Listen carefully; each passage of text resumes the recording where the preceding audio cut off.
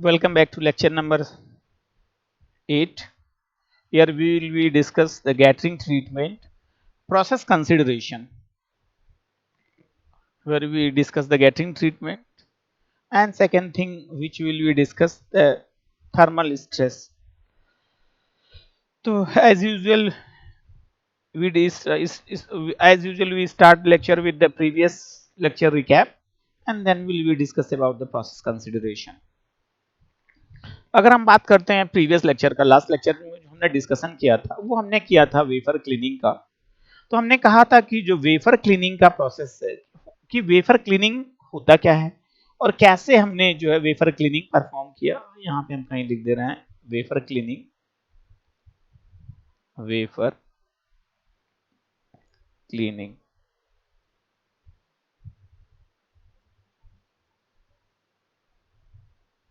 तो wafer cleaning की बात करें तो हमने कहा था ये बेसिकली क्या प्रोसेस है। अगर हम बात करें वेफर क्लीनिंग है तो हमने कहा था कि ये जो है प्रोसेस है removal of chemicals and particle impurities in sense कि हमने कहा कि जो आयनिक पार्टिकल्स हैं उसका हम रिमूवल करते हैं। तो वेफर प्रिपरेशन, वेफर क्लीनिंग में हम बेसिकली क्या करते हैं कि जो हमारा केमिकल्स एसोसिएट होते हैं वेफर में और उसके साथ जो आयनिक आयंस होते हैं या मेटालिक इम्प्योरिटीज होती है उस चीज को हम रिमूव करते हैं।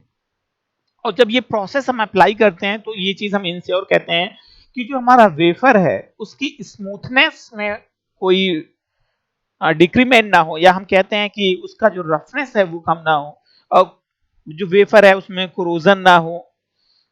वेफर जो हम प्रिपेयर कर रहे हैं बेस एक जो वेफर हमारा आफ्टर क्लीनिंग हम जनरेट करते हैं वो लाइक मिरर हो, तो मिरर जैसी उसमें शाइनिंग होनी चाहिए। अब हमने कहा कि जब हम वेफर क्लीनिंग की बात किए थे तो वेफर क्लीनिंग में दो चीज हमने बताया था।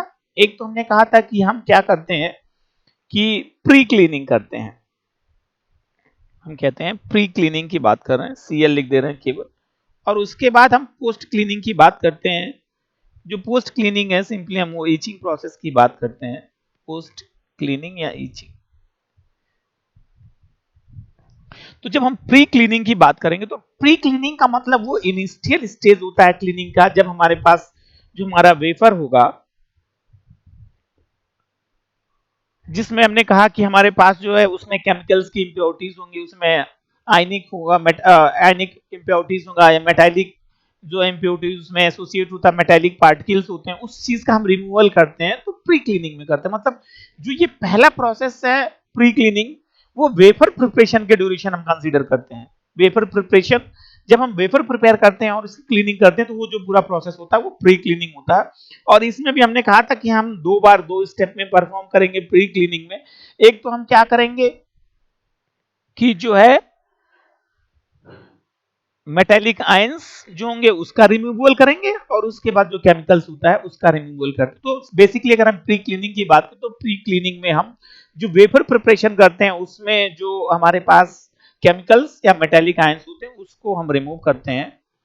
और अब जो हम पोस्ट क्लीनिंग की बात करते हैं, पोस्ट क्लीनिंग या पोस्ट ईचिंग क्लीन कहते हैं, पोस्ट पोस्ट ईच क्लीन। तो इस केस में क्या करते हैं कि जब हम पोस्ट ईच की बात करते हैं तो इसका मतलब हमारा वेफर प्रिपेयर है और हम वेफर पे क्या करते हैं कि जो फैब्रिकेशन है वो स्टार्ट करते हैं। मतलब ऐसा कुछ होगा हमारे पास, ये हमारे पास वेफर है और इस पे हमारे पास सिलिकॉन डाइऑक्साइड की लेयर होगी और पॉलीक्रिस्टलाइन लेयर होगी, और उसके बाद ये पीआर होता है, photo resist material. Photo resist material पे हम क्या करते हैं कि जो हमारा डिजायर्ड सर्किट पैटर्न है उसको हम क्या करते हैं जनरेट करते हैं। तो जब हम ये प्रोसेस अप्लाई करेंगे जो हमारा ये मास्क होता है ग्लास का, इससे लाइट पास होगी और यहीं पे हमारा सर्किट पैटर्न होता है यहाँ पे। तो जो हमारा ये हमारा फोटो रजिस्टिव मटेरियल है उसकी प्रॉपर्टीज में चेंजेस आएगा, और हम जब ये प्रॉपर्टीज में चेंजेस आएगा तो हम जो फोटो रजिस्टिव मटेरियल होता है उसका क्लीनिंग करते हैं। तो जो ये क्लीनिंग का प्रोसेस होता है ये जो हमारा कहलाता है वो पोस्ट क्लीनिंग होता है। उसके बाद हम इस पे जो फिल्म जनरेट होती है उसकी फिल्म की क्लीनिंग करते हैं, क्योंकि ये वेफर क्लीनिंग में आता है। और हमने दूसरा चीज वेफर क्लीनिंग में डिस्कस किया था कि हमने डिस्कस किया कि जो वेफर क्लीनिंग है वो दो टाइप का था। एक तो वेट क्लीनिंग था या जिसे हमने कहा कि ये केमिकल क्लीनिंग है, ये केमिकल क्लीनिंग है। और दूसरा होता है हमारा ड्राई क्लीनिंग जिसे हमने कहा कि ओजोनिक क्लीनिंग था, ओजोनिक क्लीनिंग था। तो दो चीजें हो गई, एक तो वेट और एक ड्राई। तो जब अगर हम क्लीनिंग की बात करते हैं, जैसे हमने कहा कि वेट क्लीनिंग की बात कर रहे हैं, तो हमने कहा था कि वेट क्लीनिंग का जो प्रोसेस होता है वो आरसीए के थ्रू होता है। आरसीए मतलब रेडियो कॉर्पोरेशन ऑफ अमेरिका, जो मेथड डेवलप किया था। और ये प्रोसेस हम इनिशियल स्टेज पे ही करते हैं। मैंने कहा कि जब हम क्लीनिंग करेंगे तो इनिशियल स्टेज का मतलब हम जो ऑक्सीडेशन, डिफ्यूजन और सीवीडी प्रोसेस के पहले ही ये परफॉर्म कर देते हैं, क्योंकि इस केस में हम क्या करते हैं, इंटायर जो जंक्शन है, जंक्शन का फॉर्मेशन कर देते हैं और उसके बाद लेयर क्रिएट कर देते हैं। तो इसके पहले हम ये प्रोसेस परफॉर्म करते हैं। तो जब हम वेट क्लीनिंग की बात किए, तो वेट क्लीनिंग में हमने क्या क्या की, वेट क्लीनिंग में हमारा, जब हम वेट क्लीनिंग की बात करेंगे तो जो रिमूवल मटेरियल यूज करेंगे वो केमिकल्स का यूज करेंगे हम इसमें। और हमने कहा था कि ये जो पूरा प्रोसेस है ये 3 स्टेप का प्रोसेस होता है। पहला होता है जिसमें हम ऑर्गेनिक मटेरियल्स या ऑर्गेनिक क्लीनिंग प्लस पार्टिकल्स का रिमूवल, पार्टिकल क्लीन करते हैं। दूसरा जो प्रोसेस था हमने कहा था उसमें ऑक्साइड लेयर को हमने रिमूव किया था, जो इस केस में क्रिएट हो जाता है। और तीसरे स्टेप में हमने कहा था कि हम क्या करते हैं, आयन या कंटामिनेशन रिमूवल करते हैं। कंटामिनेशन या मेटालिक आयन की हम जो बात कर रहे हैं, मेटालिक आयन का रिमूवल करते हैं। तो ये जो वेट क्लीनिंग का प्रोसेस है वो 3 स्टेप का प्रोसेस हो गया। अब जब हम बात करते हैं पहले स्टेप का, जिसे हम कहते हैं SC1, SC1 का सिंपल मीनिंग है स्टैंडर्ड क्लीनिंग प्रोसीजर 1। हमने कहा था कि जब हम स्टैंडर्ड क्लीनिंग प्रोसीजर की बात करेंगे तो एक सोल्यूशन बनाते हैं, और सोल्यूशन में हम 5 पार्टिकल्स, 5 पार्ट यूज करते हैं हाइड्रस एंड 5 पार्ट हम डीआयोनाइज्ड वाटर या H2O का यूज करते हैं। एक पार्ट हम यूज करते हैं अमोनिया का, जो 29% बाई वेट होता है, 29% बाई वेट होगा NH3 अमोनिया। और हम कहते हैं कि एक पोर्शन हमारा हाइड्रोजन पेरोक्साइड H2O2 होता है। और इसकी जो ये 30% बाई वेट होगा। तो ये सोल्यूशन हम इसमें बनाते हैं और इसमें हम क्या करते हैं, डिप करते हैं। और ये जो पूरा होल प्रोसेस हमने डिस्कस किया था, ये जो होल प्रोसेस था वो 75 से लेके 80 डिग्री सेंटीग्रेड टेम्परेचर मेंटेन करते हैं, और पूरा होल प्रोसेस हम 10 मिनट्स के लिए अप्लाई करते हैं। तो जब हम ये अप्लाई करते हैं तो जो हमारा आयनिक या केमिकल्स मटेरियल होते हैं वो रिमूव हो जाते हैं। लेकिन जब ये प्रोसेस हम अप्लाई करते हैं तो इसमें क्या होता है कि जो हमारा वेफर होता है, वेफर पे हमारा रिएक्शन करके वहां पे सिलिकॉन डाइऑक्साइड की एक थिन लेयर क्रिएट हो जाती है, जिसकी जो विड्थ होती है वो 10 आर्मस्ट्रांग होती है, बहुत हल्की सी होती है। अब हम सेकेंड स्टेप जो हम कहते हैं कि अप्लाई करेंगे, ये ऑप्शनल होता है, ऑप्शनल कंडीशंस होता है, जिसमें हम क्या करते हैं कि जो SiO2 की लेयर ये क्रिएट हुई है इसका हम रिमूवल करते हैं। तो जो ऑप्शनल केस होगा उसमें हम सिलिकॉन डाइऑक्साइड का रिमूवल करेंगे। तो ये सेकेंड प्रोसीजर होगा जिसमें हम रिमूवल करेंगे। तो इसमें हम क्या करते हैं कि सिंपली जो हमारे पास एनहाइड्रस क्लोराइड होगा, मतलब हाइड्रोफ्लोरिक एसिड HF का हाइड्रस सोल्यूशन बनाएंगे। 1:100 का रेशियो होगा या 1:50 का रेशियो हम कर देते हैं। और इस पूरे प्रोसीजर को हम क्या करते हैं, इसमें जो टेम्परेचर मेंटेन करेंगे वो 25 डिग्री सेंटीग्रेड मेंटेन करते हैं, और इसमें जो है हम 15 सेकेंड के लिए डिप करते हैं। और इस केस में जो सिलिकॉन डाइऑक्साइड की लेयर क्रिएट हो जाती है, ये जो है सिलिकॉन जो हमारा सिलिकॉन डाइऑक्साइड या ऑक्साइड लेयर क्रिएट होती है वो रिमूव हो जाती है।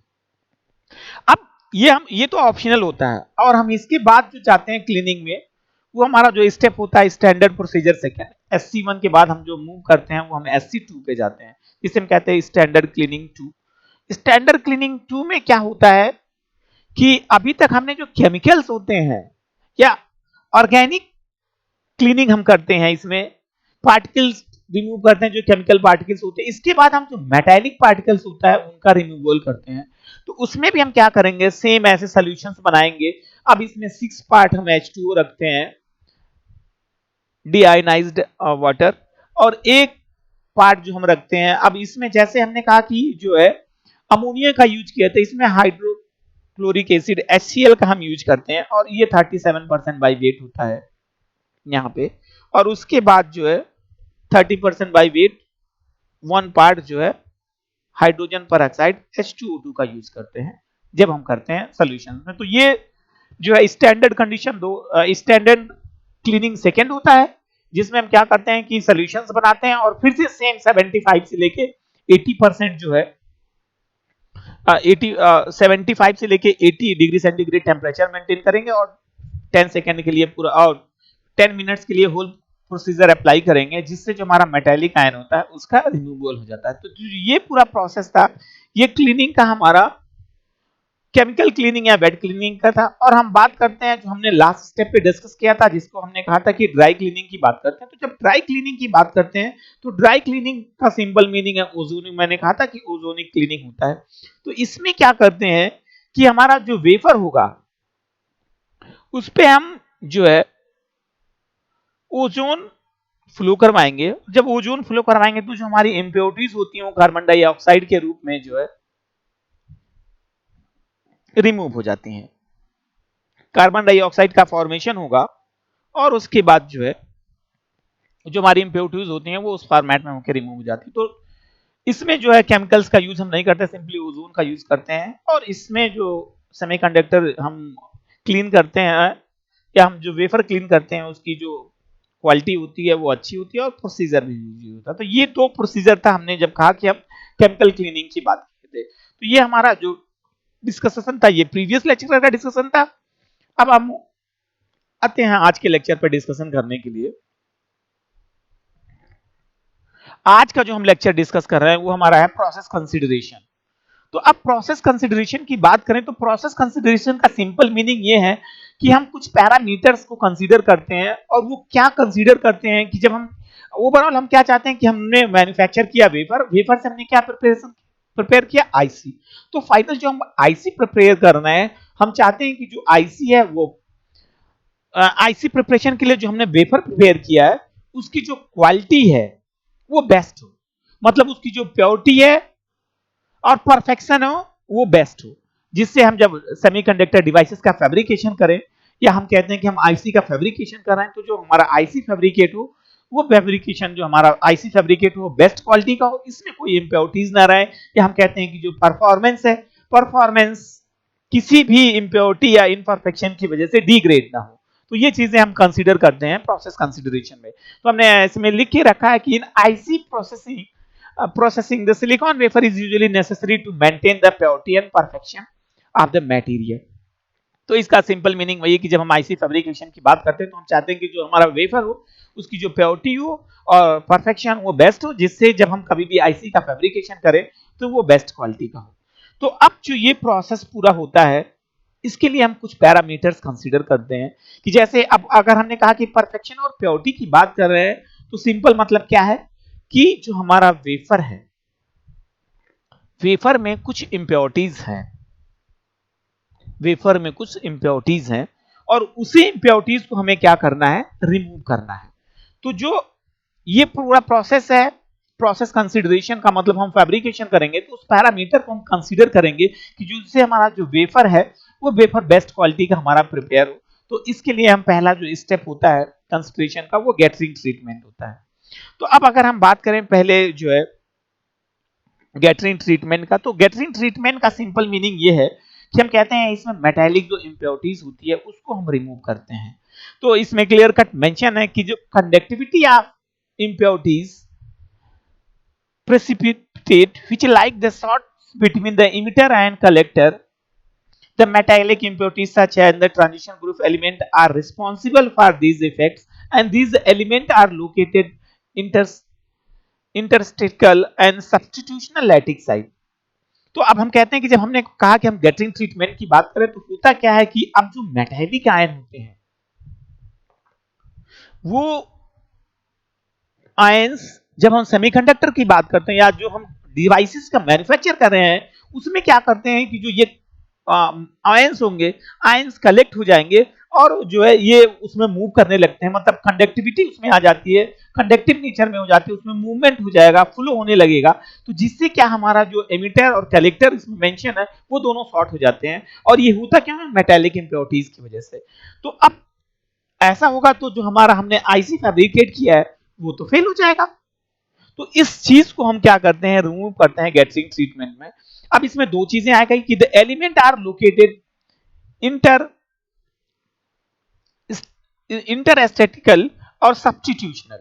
तो अब आप दो चीज आ गई जब हम बात करते हैं are interstatistical and substitutional lattice sites and generation recombination center for the carriers, and the precipitated form of these impurities are usually silicides which are electrically inconductive nature। मतलब सिंपली ये कह रहा है कि जब हम बात करते हैं इम्प्योरिटीज का, तो इम्प्योरिटीज के केस में क्या है कि अब जो ये मेटल होगा, ये जो एलिमेंट्स होते हैं, ये क्या करते हैं कि मूव करेंगे तो मतलब सिंपली वहां पे करंट फ्लो होगी, तो ये इलेक्ट्रिकली कंडक्टिंग नेचर में होते हैं, जिससे जो हमारा पोर्ट होता है वो शॉर्ट हो जाता है। अब इसमें दो चीजें, हमने दो नए वर्ड्स का यूज किया है कि जिसमें हमने कहा कि इंटरसाइटल या इंटरस्टैटिकल और सब्स्टिट्यूशनल। तो इंटरस्टैटिकल की बात करें तो ये क्या चीज होता है। अब हम कहते हैं कि जब हम कभी भी फॉर्मेशन की बात करते हैं कि हमारा जो लैटिस स्ट्रक्चर होता है वेफर का या सिलिकॉन का, हमने कहा कि ऐसा कुछ है, ये हमारे पास आयंस हैं जो लैटिक फॉर्मेट में कनेक्टेड है हमने। अब यहां पे एक एक्स्ट्रा जो है आयन और आ जाता है, यही हमारा होता है इंटर स्टैटिकल। मतलब अगर हम इंटरस्टैटिकल की बात करें तो सिंपली अब हमारे पास जो कोई एटम होगा वो क्या करेगा, दो या दो से ज्यादा एटम एक सेम पोजीशन को ऑक्यूपाई करने लगते हैं।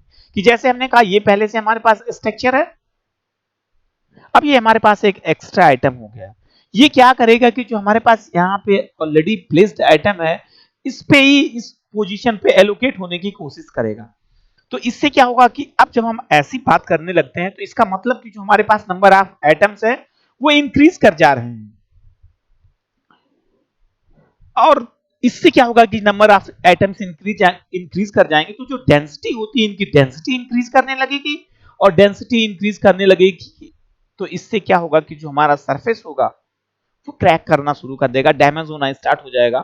तो ये जो चीजें होती हैं वो इंटरस्टैटिकल होती है। मतलब इंटरस्टैटिकल में हम क्या करते हैं कि जो हमारे पास अलॉटेड आइटम्स होते हैं उससे ज्यादा मैक्सिमम एलिमेंट हो जाते हैं, जिससे जो डेंसिटी होती है वो इंक्रीज कर जाती है। और ये क्या करते हैं, यही जो आयंस होंगे, यही जो आइटम होगा ये मूव करेगा, और जब ये मूव करेगा तो ये क्या हो जाएगा, मूव का मतलब सिंपली हमने कहा कि जो हमारा करंट होता है dqit/dt, I equal to dqit/dt, मतलब charge of rate of flow of charge carriers. तो इस केस में यहाँ पे ये कंडक्टिव नेचर में आ जाएंगे, जिससे जो हमारा डिवाइस है वो फेल हो जाता है। और दूसरा है सब्स्टिट्यूशनल। सब्स्टिट्यूशनल के केस में जैसे हमने कहा कि ये हमारे पास ये लैटिक स्ट्रक्चर हो गया ऐसा कुछ, ये हमारे पास एटम्स जिनका प्लेस या लैटिक स्ट्रक्चर में 1 का उनका स्ट्रक्चर है। अब इसमें क्या होगा, अब जब हम सब्स्टिट्यूशनल लैटिक की बात करेंगे तो सब्स्टिट्यूशनल लैटिक में बात करेंगे तो सब्स्टिट्यूशनल का सिंपल मतलब हम रिप्लेसमेंट करते हैं। सब्स्टिट्यूट का मतलब ये होता है ऑप्शन, मतलब या रिप्लेसेबल, उसका जो दूसरा अदर ऑप्शन होता है ये होता है। तो इसमें क्या करते हैं, जो हमारे पास पेरेंट्स आइटम होंगे, इस पेरेंट्स आइटम को हम क्या करते हैं, रिप्लेस करते हैं दूसरे आइटम से। मतलब जैसे हमने कहा ये है, इसको हमने रिप्लेस कर दिया किसी दूसरे आइटम से। तो अब जब हम नया आइटम इस पे रिप्लेस कर रहे हैं तो उसका साइज अलग होगा। तो साइज अलग होगा तो जो ओवरऑल पूरा जो है हमारा स्ट्रक्चर है, जो लैटिक स्ट्रक्चर है, इसमें स्ट्रेस जनरेट हो जाता है। क्यों? क्योंकि पहले का जो साइज आइटम्स का था वो तो कुछ और था, और इस बार जो साइज है वो कुछ और है। इसकी वजह से जो हमारा वेफर होता है वो डैमेज हो जाता है। तो ये जो चीजें होती हैं ये हमारी जनरेट होती हैं गैटरिंग ट्रीटमेंट में। तो गैटरिंग ट्रीटमेंट में अब ये इंप्योरिटीज जनरेट हो रही हैं हमारे वेफर में, तो जो ये जनरेशन हो रहा है इंप्योरिटीज का, इसी चीज को हम रिमूव करते हैं गैटरिंग ट्रीटमेंट में। तो यहां क्लियर कट लिखा है टू रिमूव द इंप्योरिटी। अभी हम इस पूरे पोर्शन को क्लियर कर दे रहे हैं ऑप्शन में। यहां पे हम आ रहे हैं बात करें to remove the impurity from the device, a variety of processing a technique available in terms as gettering treatment. अब जैसे हमने कहा कि जो ये एलिमेंट्स जनरेट हो रहे हैं, जो कंडक्टिव इलेक्ट्रिकली कंडक्टिव नेचर में होते हैं, जिनसे प्रॉब्लम्स जनरेट हो रही है हमारा फैब्रिकेशन में, इस चीज को हम रिमूव करते हैं। और इस चीज को मतलब जो कंडक्टिव या जो हम कहते हैं कि जो पार्टिकल्स हैं, जो हार्मफुल इम्प्योरिटीज हैं या डिफेक्ट हैं, इसको जो रिमूव करने की टेक्निक होती है, ये हमारी होती है गैटरिंग टेक्निक। तो gettering is the general term taken, यहाँ पे लिखा हुआ gettering is the general term taken to the mean a process to remove the harmful impurities or the defect from the region on the wafer which device are fabricated। हमने जैसे कहा कि ये एक कोई हमारा वेफर था, वेफर में हमने बता दिया कि जो आइटम्स का प्लेसमेंट था, आइटम अपने लैटिक स्ट्रक्चर में कनेक्टेड थे। तो हमने कहा कि अब इंटरस्टैटिकल और जो हमने सब्स्टिट्यूशनल की बात की, तो इससे क्या होता है कि जो पूरा पोजीशन होता है वो चेंज हो जाता है, स्ट्रेस जनरेट हो जाएगा। और इससे जब हम प्रिपरेशन की बात करेंगे, वेफर प्रिपरेशन की, और वेफर प्रिपरेशन के बाद हम आईसी फैब्रिकेशन की बात करेंगे, तो जो ये प्रोसेस होता है हमारा, जो वेफर प्रिपेयर होगा वो अच्छा नहीं होगा क्योंकि वेफर डैमेज होगा, और इससे जब हम ओवरऑल आईसी की फैब्रिकेशन करेंगे तो वो भी डैमेज होगा। तो इस चीज को हम क्या करते हैं, गैटरिंग ट्रीटमेंट के थ्रू रिमूव करते हैं। Among this technique is are the way to pre-treat the silicon wafer prior the IC processing। तो इस चीज को हम क्या करते हैं कि बिफोर आईसी फैब्रिकेशन के जो इसमें इम्प्योरिटीज जनरेट हुई, उस इम्प्योरिटीज को हम क्या करते हैं, रिमूव करते हैं। तो ये जो पूरा प्रोसेस होता है ये हमारा गैटरिंग ट्रीटमेंट का है। अब हम आते हैं गैटरिंग ट्रीटमेंट। तो गैटरिंग ट्रीटमेंट की हम बात करते हैं तो दो चीजें होती है गैटरिंग ट्रीटमेंट का। एक तो हमारा जो पहला मेथड है जिसमें हम सिंपली लेजर होगा, लेजर से फ्लो करवा देंगे, और दूसरा जो टेक्निक होगा उसमें हम क्या करते हैं, ऑक्सीजन का फ्लो करवाते हैं। ऑक्सीजन का फ्लो करवाएंगे तो जिससे वहां पे जो है वो ऑक्साइड के ऑक्सीजन रिएक्शन करके ऑक्साइड गैसेस फॉर्म में आके वो पार्टिसिपेट हो जाता है या ये ऑपरेट हो जाएगा। तो पहले हम पहली टेक्निक की बात करते हैं, बाद में उसमें ऐड करते हैं। तो जो पहली टेक्निक है, तो ये जब हम पहली टेक्निक की बात करते हैं, फर्स्ट टेक्निक आप द गैटरिंग ट्रीटमेंट, जैसे हमने कहा गैटरिंग ट्रीटमेंट में हम इम्प्योरिटीज को रिमूव करते हैं बिफोर आईसी फैब्रिकेशन। तो ये technique is the removal of impurities involve the intentionally damaging the back surface of the wafer, mechanical absorption method and lapping sandblasting has been used for this purpose। तो अब इसमें क्या करते हैं कि वो प्रोसेस होता है जिसमें हम क्या करते हैं, ये पहला टेक्निक है जिसमें हम जो डैमेज सरफेस होगा उसकी क्लीनिंग करेंगे, और इसमें क्लीनिंग के लिए हम लैपिंग ब्लास्टिंग मेथड्स जो यूज करते रहते हैं वो यूज किए रहते हैं। अब इसमें सिंपली क्या होगा, हम लेजर, हमारे पास लेजर होगा, इसमें लिखा हुआ है टेक्निक इन्वॉल्व ये क्यू पल्स एनडीवाईजी लेजर, ये लेजर होगा जिससे हम क्या करेंगे, सरफेस पे बीम फोकस करेंगे, और जब बीम फोकस करेंगे तो वहां टेम्परेचर में इंक्रीमेंट होगा, और जो हमारा जो वहां पे पार्टिकल्स होंगे वो पार्टिकल अपना जो मूवमेंट, जो पार्टिकल होगा जो कंडक्टिव नेचर में हो जाते हैं वो वहां से डिस्प्लेस हो जाएंगे, और जो हमारा वेफर होता है वो वहां से क्लीन आउट हो जाता है। तो इसमें क्लियर कट मेंशन है, the laser beam is rested along with the back surface to the clean an array of micro machine spot.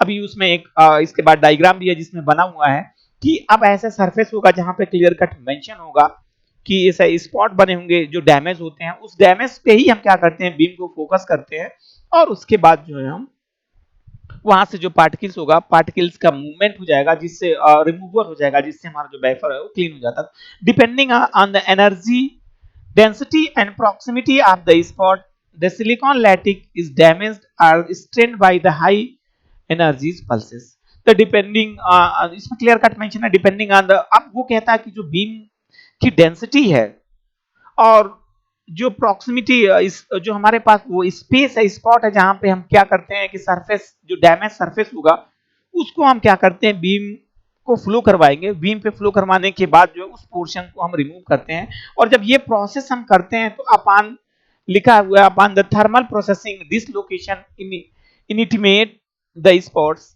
मतलब जब हम इस पे इंटीमेट द स्पॉट, मतलब सिंपली जब हम बीम का फोकस करवाएंगे उस पर्टिकुलर पॉइंट पे, तो ये जो स्पॉट्स होते हैं यहाँ पे जो हमारे पार्टिकल्स होंगे, पार्टिकल्स मूव करना स्टार्ट कर जाएंगे, और इसमें क्या होगा, फिर वो रिमूव हो जाते हैं।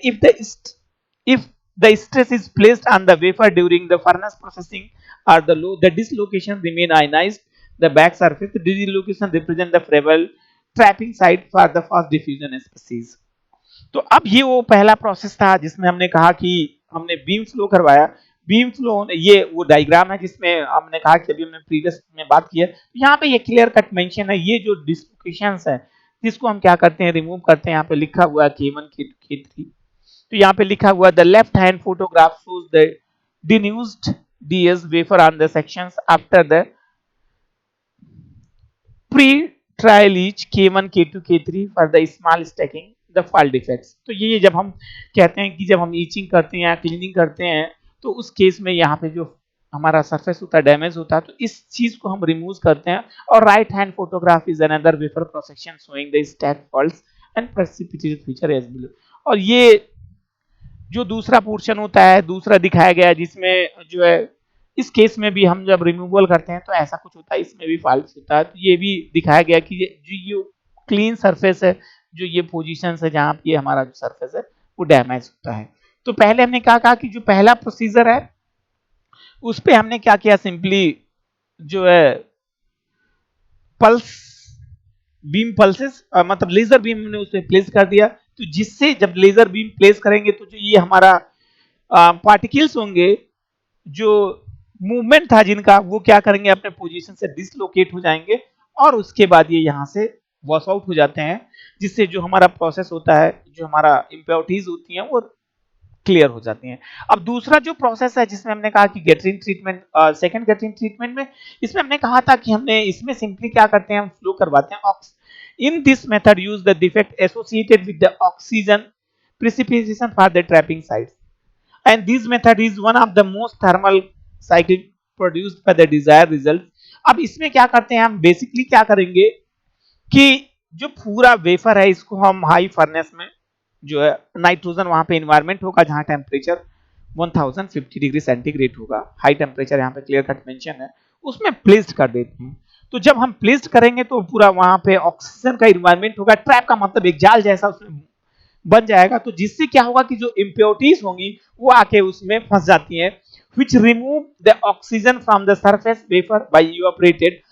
अब हम जब ऐसा करते हैं कि हम इस जो है हमारा अपना वेफर होगा, वेफर को हम क्या करते हैं कि जो कंटेनर होगा या फर्नेस होगा, फर्नेस में हम ये टेम्परेचर मेंटेन करेंगे 1050 और नाइट्रोजन इन्वायरमेंट होगा। तो जो पूरा हमारा वेफर होगा यहाँ से ऑक्सीजन का इवापोरेशन होगा, और जब ये ऑक्सीजन का ऑपरेशन होगा तो यहाँ एक ट्रैपिंग टाइप का बन जाता है, जाल टाइप का हो जाएगा कि जिससे जो पार्टिकल्स का मूवमेंट होता है वो जाके वहां पे फंस जाते हैं, जिससे जो हमारा प्रॉब्लम होता है ये रिमूव हो जाता है। तो इसमें क्लियर कट मेंशन भी है कि this lowers the oxygen contents near the surface so that the precipitate does not occur and because of the super saturated condition has been removed।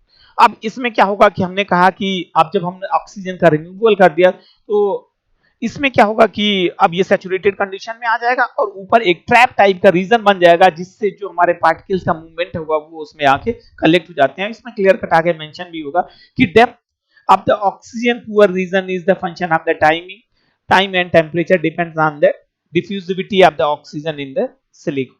जैसे कि फिगर में पहले मेंशन है, जब हमने ये प्रोसेस अप्लाई किया तो वो टोटली डिपेंड करता है कि हम टेम्परेचर कितना मेंटेन किए हुए हैं और टाइम ड्यूरेशन कितना है, कि जिससे जो डिफ्यूजिविटी का सिंपल मीनिंग है कि जो हमारा ऑक्सीजन इवापोरेट हो रहा है कितने अमाउंट में जो हमारा जो ऑक्सीजन है वो वहां से इवापोरेट हो रहा है। उसके बाद the reason represent by the defect free zone या denuded zone for the semiconductor fabrication.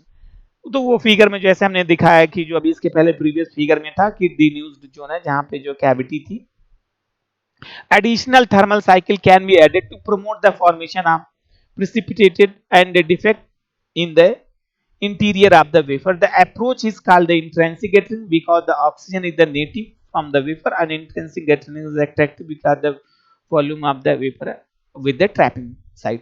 तो अब इसमें क्या करते हैं कि हम एडिशनल थर्मल साइकिल का सिंपल मतलब कि हम टेम्परेचर को और इंक्रीज कर देंगे, जिससे जो फॉर्मेशन होगा, जो ऑक्सीजन का इवापोरेशन होगा मैक्सिमम होगा। जैसे कि हमने ऊपर पहले ही मेंशन किया है कि ये जो टोटली ऑक्सीजन इवापोरेट हो रहा है ये टोटली डिपेंड करता है कि हमारा टाइमिंग और कंडीशंस पे।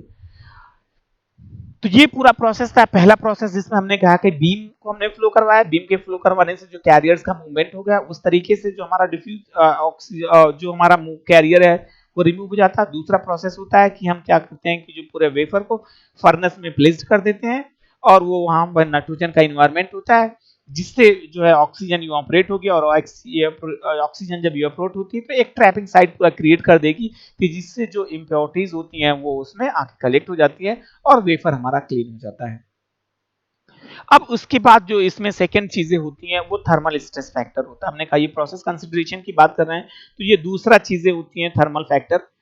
थर्मल फैक्टर का ये मतलब कि जैसे हमने कहा कि अब हम ये पूरा जो होल प्रोसेस है, हमने कहा कि क्या कर रहे हैं, हमने एक फर्नेस है, फर्नेस में हमने वेफर को प्लेस्ड कर दिया,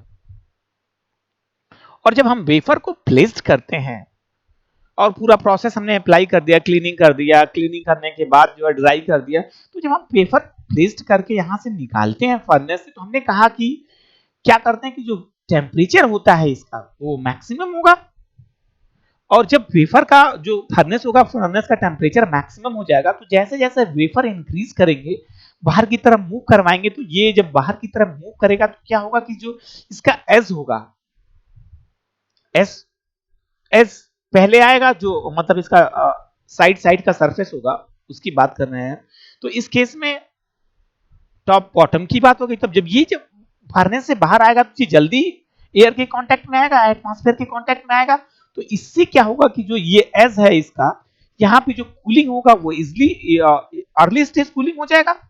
जब अर्ली स्टेज कूलिंग हो जाएगा और जो हमारा ये मिडिल लेवल होगा, यहाँ पे कूलिंग लेट में स्टार्ट होगा क्योंकि ये ऐसे मूवमेंट होगा, तो अब क्या होगा कि यहाँ पे स्ट्रेस जनरेट हो जाएगा पूरे जो है वेफर में। तो इस चीज को हम, इस जो स्ट्रेस होता है, इस चीज को हम इसमें रिमूव करते हैं, और हम जानते हैं इस प्रोसेस को रिमूव करने के लिए हम टेम्परेचर को मिनिमाइज करते हैं, और दूसरा चीज होगा कि हम क्या करते हैं, उसको स्लो मोशन में हम क्या करते हैं, फर्नेस से निकालते हैं। तो जो थर्मल स्ट्रेस फैक्टर है वो यही है, इसमें लिखा भी होगा, we generally want to maintain the crystal perfection of the wafer through the device fabrication process to keep the thermal, to keep mechanically under the form.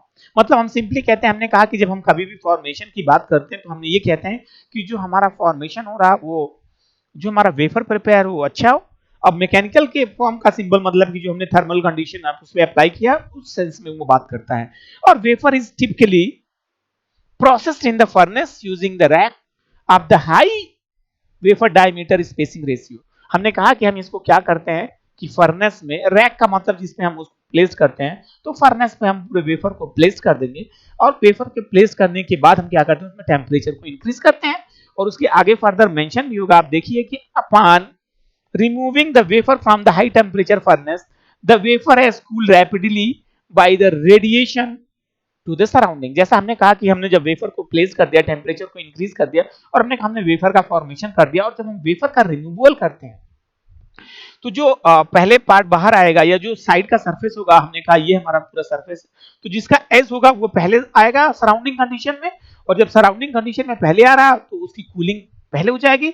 मतलब जब कूलिंग पहले हो जाएगा तो उसका जो स्टेबिलिटी होगा, सॉलिडिटी कहेंगे, वो पहले हो जाएगा, और जब पहले हो जाएगा तो जो पूरा होल क्रिस्टल है दोनों के बीच में स्ट्रेस जनरेट हो जाएगा, क्योंकि बाद में कूलिंग, बाद का जो प्रोसेस होगा वो लेटर में होगा, या टाइम ड्यूरेशन के बाद कूलिंग होगी, तो इसकी वजह से पूरे जो वेफर होगा, वेफर में स्ट्रेस क्रिएट हो जाता है। वही इसमें मेंशन किया हुआ, but the wafer centre remain relatively hotter. जो हमने पहले कहा कि जब हम रिमूवल करेंगे तो ये हॉटर हो, तो जिससे हम क्या करेंगे, इस चीज को रिमूव कर देंगे। अब इसकी वजह से इससे स्ट्रेन जनरेट होगा, the resultant temperature gradient create the thermal stress S which can be estimated by S equal to AEDT। हमने कहा कि उसमें हमने स्ट्रेस, जब ऐसा कंडीशन जनरेट हो जाएगा तो स्ट्रेस जनरेट हो जाएगा, और जो स्ट्रेस का अमाउंट है वो भी हम कैलकुलेट करते हैं, जहां पे हमने कहा S equal to E AEDT है। A जो है थर्मल एक्सपेंशन है, और E है एंग मॉडुलस, और DT है वो टेम्परेचर डिफरेंस। जो हमारा स्लाइस है, या जो हमारा वेफर है, उसके एज से और जो है हमारा जो मिडिल है, जो सेंटर है, उसमें जो टेम्परेचर का डिफरेंस आ रहा है, तो ये पूरा अमाउंट होता है जिससे जो स्ट्रेस क्रिएट होता है। अब उसमें आगे फर्दर मेंशन किया हुआ है कि if these stress exceed the yield strength या maximum strength of the material accommodated without the irreversibility deformation, the material dislocate will be formed। मतलब सिंपली हमने कहा कि अब अगर ये स्ट्रेस एक अमाउंट जो स्टैंडर्ड मटेरियल के लिए है, अगर उसके बियॉन्ड हो जाएगा, मतलब एबव हो जाएगा, तो जो हमारा वेफर है उसमें डिसलोकेशन स्टार्ट हो जाएगा। डिसलोकेशन जैसे हमने कहा कि अब क्या होगा कि कैरियर्स का मूवमेंट स्टार्ट हो जाएगा, क्योंकि स्ट्रेस उसमें क्रिएट हो जाएगा और इससे जो हमारा वेफर है वो डैमेज हो जाएगा। तो इस चीज को हम रिमूव करते हैं। तो stress are usually kept the acceptable level by slowly withdrawing wafer from the furnace to minimise temperature gradient. अब हमने कहा कि जो ये स्ट्रेस है इस चीज को हम रिमूव करेंगे। इस चीज को रिमूव करने के लिए हम क्या करते हैं कि अब जो वेफर का मूवमेंट है, जो हम वेफर को फर्नेस से निकालेंगे तो स्लो मोशन में हम उसको विड्रॉ करेंगे और उसके बाद जब ये पूरा प्रोसेस होगा जो टेम्परेचर होगा उसको भी मिनिमस कर देते हैं। या उसमें आगे फर्दर लिखा है कि by lowering the furnace temperature prior to removing the wafer point where the yield strength of the removable temperature exceed stress imposed। तो या हम तो फिर ये करते हैं कि जैसे हमने कहा कि एक तो ऑप्शन है हम उसको बहुत स्लो मोशन में मूव करवाएं फर्नेस से, यहाँ जी ये फर्नेस होगा। और दूसरा ये होता है कि हम यह करते हैं कि जो बिफोर रिमूवल, मतलब हम ये फर्नेस से जो हमारा वेपर होगा उसके रिमूवल से पहले हम क्या करेंगे, पूरे फर्नेस का टेम्परेचर को मिनिमाइज कर देंगे, जिससे जो ये टेम्परेचर डिफरेंस आ रहा है एज और सेंटर के बीच में ये मिनिमम हो जाएगा। तो ये दो बेसिक पैरामीटर्स होता है जो हम कंसीडर करते हैं कभी भी जब हम वेफर का प्रिपरेशन करते हैं। एक तो हमारा पहला होगा गेटरिंग ट्रीटमेंट और दूसरा हमारा होता है जो है थर्मल स्ट्रेस फैक्टर।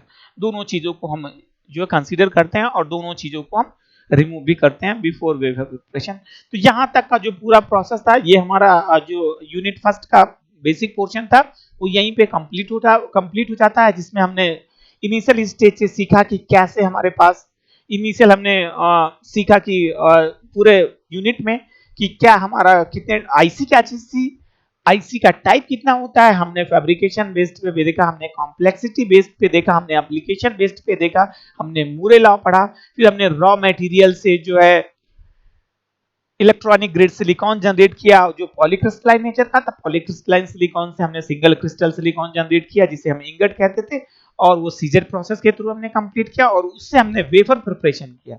और वेफर प्रिपरेशन में ही हमने ये पढ़ना था कि जब हम वेफर का प्रिपरेशन करते हैं तो हमने देखा था एक स्टेप क्लीनिंग का था कि जो क्लीनिंग होता है वो क्या होता है, जिसमें हमने वेट और जो है केमिकल या ड्राई क्लीनिंग पढ़ा, और एक होता है प्रोसेस कंसिडरेशन कि जब हम वेफर का क्लीनिंग कर रहे हैं तो हम ये थर्मल स्ट्रेस और गेटरिंग ट्रीटमेंट ये मतलब ये जो साइटल डिफेक्ट होता है इसको हम कंसीडर करके चलते हैं कि जिससे जो हमारा वेफर वो डैमेज ना हो। तो हमने ये भी देखा कि कैसे हम जो है सिंगल क्रिस्टल सिलिकॉन से वेफर का प्रिपरेशन किए, और उसके बाद फर्दर हमने एक और टॉपिक इसमें पढ़ा कि जब हमने वेफर प्रिपेयर कर लिया तो वेफर से कैसे हमने जो है सिंगल क्रिस्टल सिलिकॉन या हमने कैसे आईसी का फैब्रिकेशन किया वो भी डिस्कस किया। तो अब हम लोग नेक्स्ट लेवल पे जाएंगे या यूनिट सेकंड की बात करेंगे जो हमारा होगा सिंपली इपिटैक्सी, जो हम नेक्स्ट लेक्चर में डिस्कस करेंगे। Thank you.